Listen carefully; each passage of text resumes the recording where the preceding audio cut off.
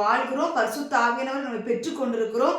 பரிசுத்த ஆவியின் அபிஷேகத்தை பெற்றதுக்கு பிறகு ஆவியானவர் நமக்குள்ளிருந்து போதிக்கிற காரியங்கள், அவர் பாவத்தை குறித்தும் நீதியை குறித்தும் நியாய தீர்ப்பை குறித்தும் உலகத்தை கண்டித்து உணர்த்துவார் என்று வேதவசனம் சொல்லுகிறது. எதை குறித்து உலகத்தை கண்டித்து உணர்த்துவார்? பாவத்தை குறித்து, நீதியை குறித்து, நியாய தீர்ப்பை குறித்து உலகத்தை கண்டித்து உணர்த்துவார் என்று இருக்குது. பரிசுத்த ஆவியானவர் கண்டித்து உணர்த்துவாராம். ஒவ்வொருவருக்குள்ளேயும் பரிசுத்த ஆவியானவர் கொடுக்கப்பட்டிருக்கிறார். இந்த பரிசுத்த ஆவியானவருடைய வேலை இதுதான். பாவத்தில் இருக்கிறவங்களுக்கு விடுதலை கொடுக்கணும். பாவத்தில் இருக்கிறவங்க, பாவம் செய்கிறவங்களுக்கு இந்த பாவத்தை செய்யாது என்று பாவத்திலிருந்து ஒரு விடுதலை கொடுக்கணும்.